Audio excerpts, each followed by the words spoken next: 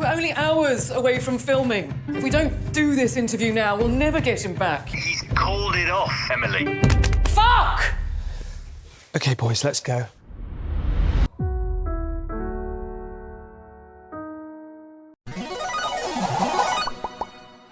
Hi, my name is Ruben Peralta from Coca-Cola.net. How are you? Very Really good, good. thanks. Watching the show, for me, it combines two of my favorite things. To me, the most powerful thing is movies, film, and journalism.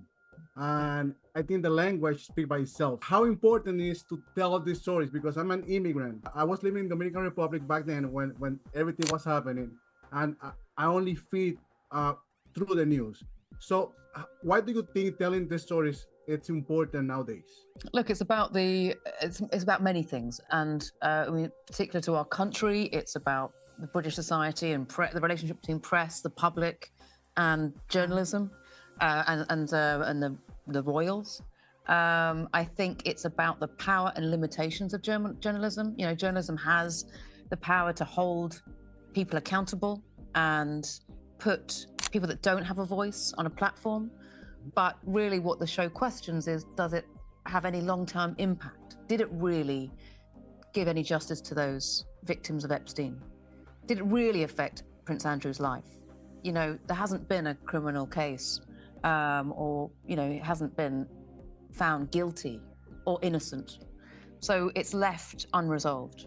So I think that for us was what was really interesting about the drama, is that a huge thing happened in journalism in the UK, one of the biggest interviews in the last decade, and yet we're still questioning its impact. How about you? I mean, what do you think is important in the journalist view that we tell these stories to people that doesn't live in the United Kingdom? I guess at its heart, it shows the clash between two great British institutions.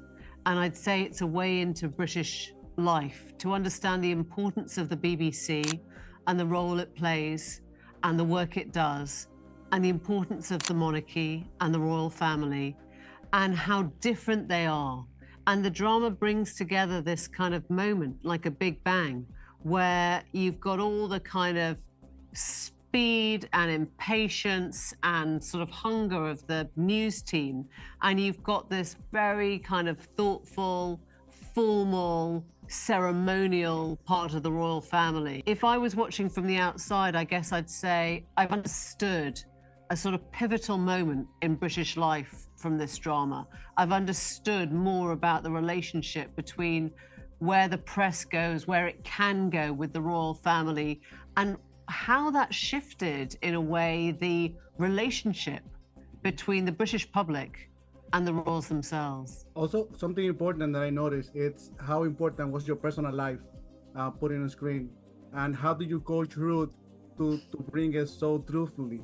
Because I think this is like a pivot moment and create the atmosphere for your character as a woman, and then to as an interviewer, because we see two different faces. And I wonder, how was that coaching with Ruth, and what things or what tips did you give her for Yeah. Look, if you're asking me if I swear, I swear. If you're asking me if I drink vodka, I drink vodka. I let Ruth into my whole life.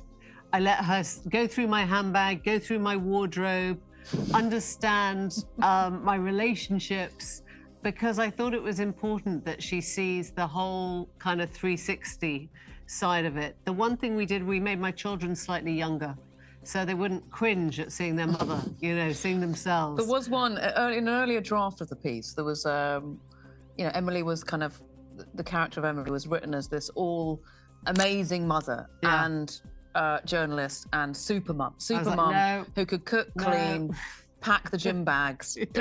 I said I've never packed a gym bag in my life. I swear I forget things. Yeah, they have to sort their own gym bags. I was like, great, because I don't cook really. I hate cooking, whatever. So is that true? No, I love cooking. You love cooking. I love cooking, but everything else is, you know, I was. But we were terrible. like, okay, so I don't do breakfast. Yeah, so I was like, okay, let's bring that in. What I loved about the piece was that I've grown up watching Emily on Newsnight and on TV, and there's obviously a performative side of being a newsreader. So I loved seeing behind the scenes and I wanted to draw that contrast between the focus that she has in that interview and the masterclass of that interview and the sort of seriousness of that interview with her life, which, I mean, it has all those things in it too, but she's also full of life and vividness and fun and quirk and, chaos and the chaos of the journalistic world.